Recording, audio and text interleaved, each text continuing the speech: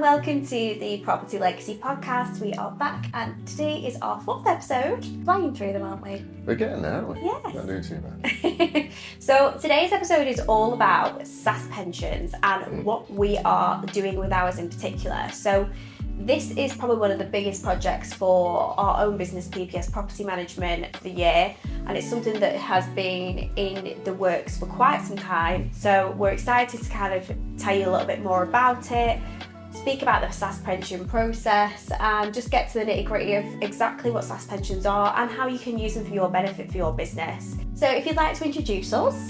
I'm Steve Potter, father of Alice Potter, and this podcast series is for me explaining to Alice how to do property and hopefully explaining to other people how they can benefit from property investing. And let's get going into this episode. We're going to start off obviously talking about SSAS pensions and what they are.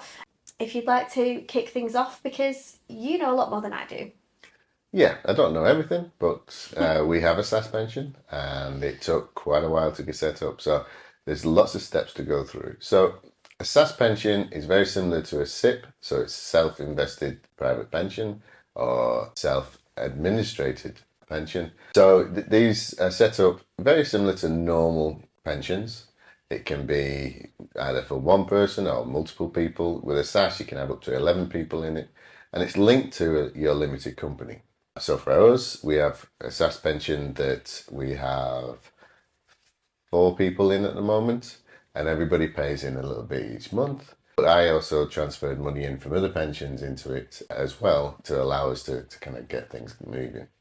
And what it does is it allows you to have your fund of cash, and instead of investing it in stocks and shares, you can invest it in commercial property, or you can invest it in other people's property deals. So if you know somebody that's looking for investment into a property, you can lend them the money and get that back over time.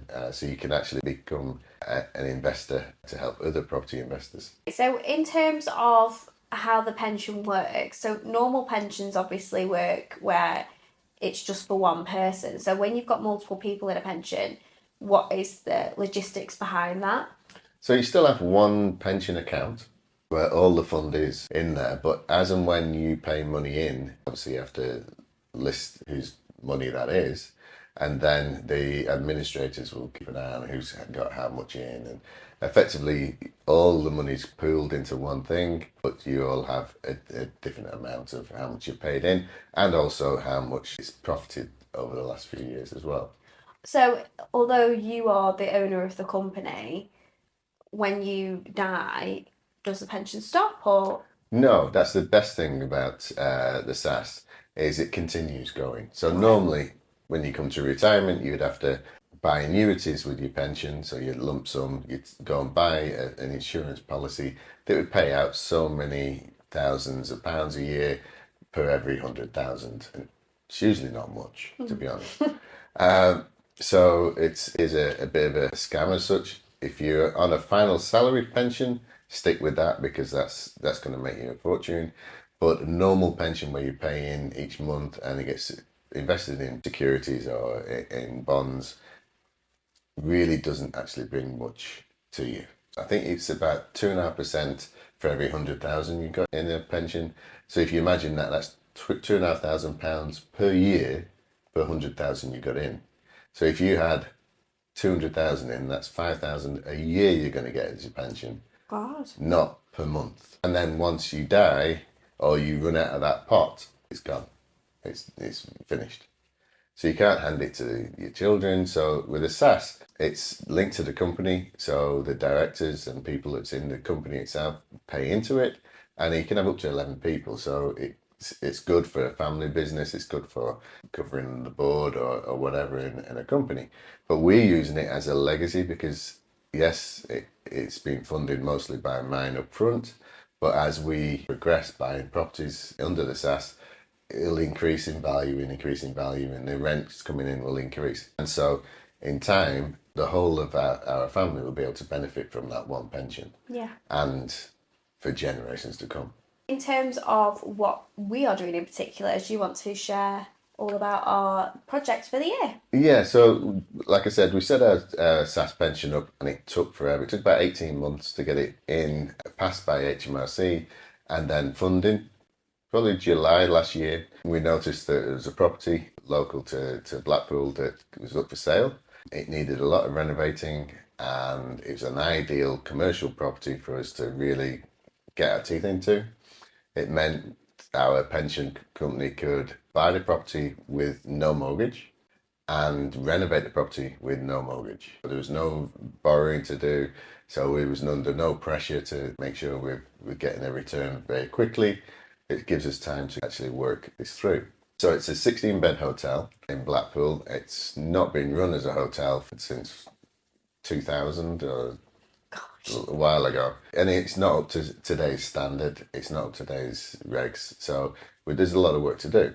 It's a 3-story building and we're going to split it into 6 office suites so that we can help promote small businesses in the area, give them a home, give them somewhere to call as an office hub and kind of start promoting that area of Blackpool. It's an up and coming area just off the promenade at Ginn Square, so good parking, good access, that type of thing. So from our point of view, we can do this work, get it up and running over the next 12 months, make lots of content, make lots of videos. Which we like, that is what we're always planning. Anything we can do that we can film and create content for makes our life a lot easier. Yeah.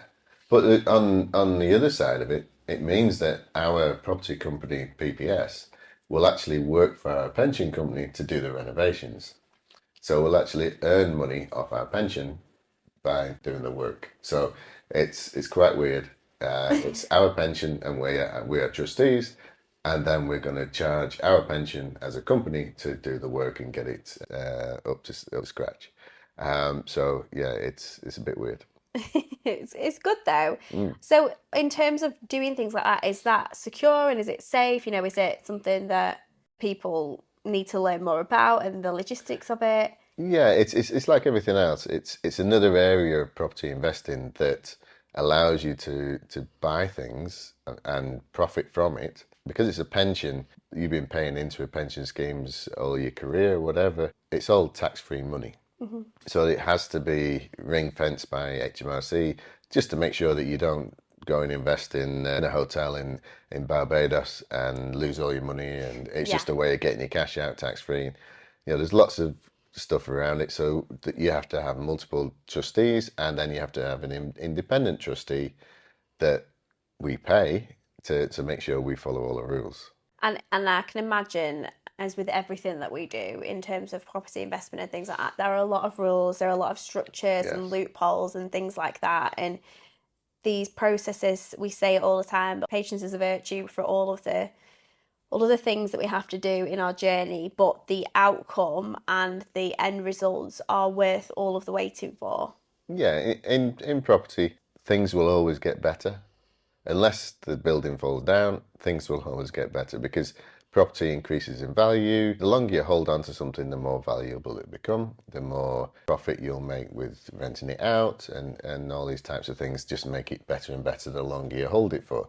We hold this for a year, it will get it done up and we'll start to get it rented out. But in 10 years, we'd have had 10 years of rent, we'd have had 10 years of increasing in value, we'd have had more money going into the actual pension, and probably able to do it again and again, reusing that money. We may sell off part of the building to fund another purchase. So there's lots of things that we can do with that, and it gives you lots of flexibility. And the one thing I really enjoy is buying property without using my money, which is really good. But it goes hand in hand with that kind of philosophy of utilising and leveraging money that is there, and instead of just having it locked away in a bank account, it actually can be used for something positive. In terms of the work that we need to do to achieve obviously our end goal, this involves help not just from ourselves and PPS, it involves help from other people. So what are the steps from buying a building that quite clearly needs a lot of work and renovating doing to it? Who do you need to kind of get on board to help you? Who do you need to hire as part of a team? That's quite an interesting thing that we need to explore. Other people that may be looking into investing in property with SSAS pension. So Obviously, if you buy a property that's already up and running and you can just use it, that's ideal. But you can't add value to that property easily. So from our point of view, we bought it for £90,000, and with another £50,000 of investment, we should be able to achieve £200,000 to £300,000 property. Which then means, if we sell it, we can put all the profit back in, do it again and again and again. So from our point of view, we already have a good team. So we've got our pension already set up. We've got our independent trustee staff. We have to kind of convince her what we're doing will stay within the rules and regulations, and make sure HMRC is very happy with us. We also have an architect that is local to the Blackpool area, and his job is basically trying to convert what's in my head and what I want to do into something that can go through planning and past building control. So he's got a really bad job of making sure that, that my ideas will actually work. I can vouch for that because that's what I have to do with everything. But I mean, you're a man of very good ideas. It's just actually bringing them to fruition and making something of it. But yeah, so he's got a big job. Maybe me and him should catch up and have a few drinks to recover. I think we'll need to do a video with him. Scott. Yeah, that would be explaining good. about the drawings and how it's the process of going through it. So the architect Scott, he's now working with the planning department, put the application form together and going through planning, which should take another 12 weeks. This is why you need patience, because everything takes forever. And it just happens I was talking to the building control department today, because the property has had issues in the past with bits falling off the roof and that type of thing. There's costs coming in for the cordoned off area, and we're just making sure that can be taken away today to reduce those costs. And we're chatting about what we're trying to do, and they're really good to have on your side when you're trying to do these things, to kind of look at what we're trying to achieve from the start. Yeah. Rather than you go to planning and then building control coming along after you're finishing saying, well, can you prove you've done this, that and the other, and make sure that all the regulations have been covered. I think it's better as well. It can feel more frustrating when you're having to include people every step of the journey, but in the long run it does help. And again, if you've got them on site, you've got that guidance and advice and things like that. The amount of people that I know have done stuff, and then regulation people or council people have come and said you can't do that, and find them, or you need to set that down. Especially when you're investing a lot of money, especially when it's your pension as well, you want to make sure everything you're doing is thought through and cost effective and works for everybody involved, so that you can get up and running as soon as possible. These are all different people that you need on your team, or at least have good relationships with people so that you can call on them to ask for advice, or to call on them to see if there's come up with a solution. Because the way to approach any project like this is not to look at all the problems. There might be challenges, but there is always a solution. There's always something that you can do. Sometimes you have to spend money on it, but most of the times you can come up with a solution to avoid a problem in the future. But if you do nothing and talk to nobody, and then, like you said before, the fire officer comes to check and it's not up to standard, then there'll be hell. And can I ask, so let's take something like the NHS, for example. When you leave your pension, you take that with you. So say somebody was to leave PPS, what would happen with their pension contribution if it's been used for this property?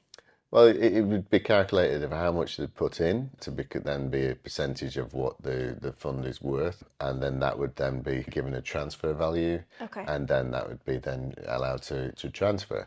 The only issue with the SSAS pensions is the fact that if you have a government pension, NHS pension, or a armed forces pension, you're not allowed to transfer it into a SSAS. There are certain pensions out there that won't allow you to transfer your money. So even though there's lots of people with these pensions, they're not allowed to do anything with, which is not great.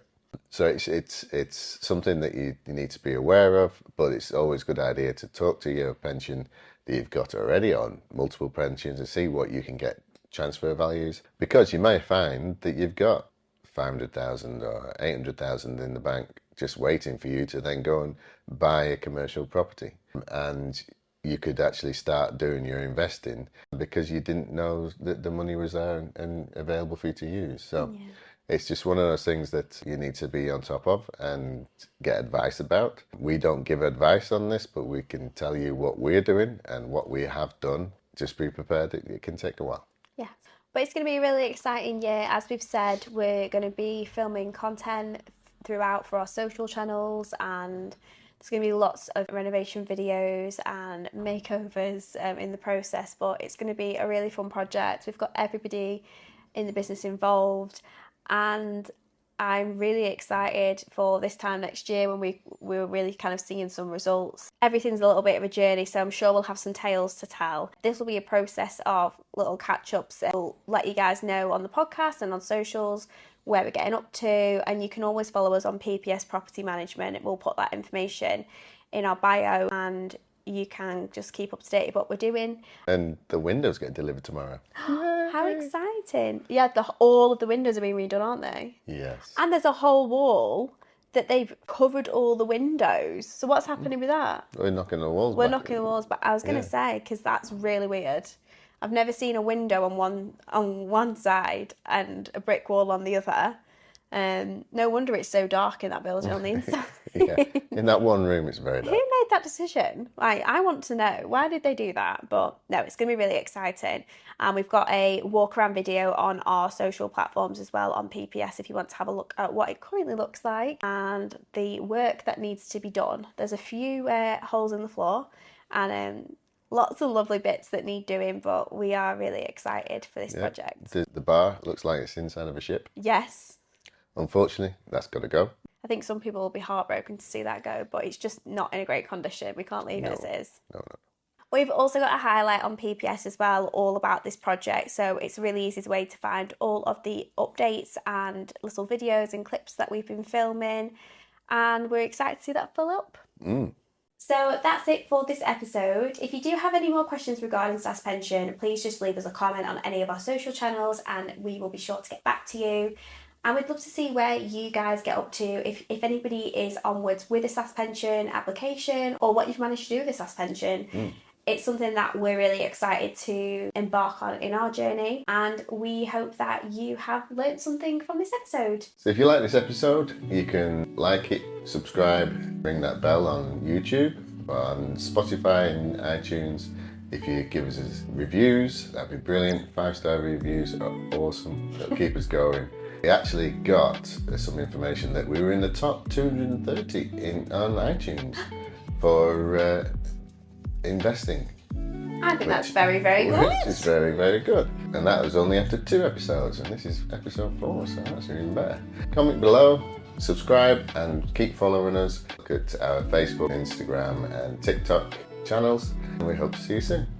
Thank you. Bye.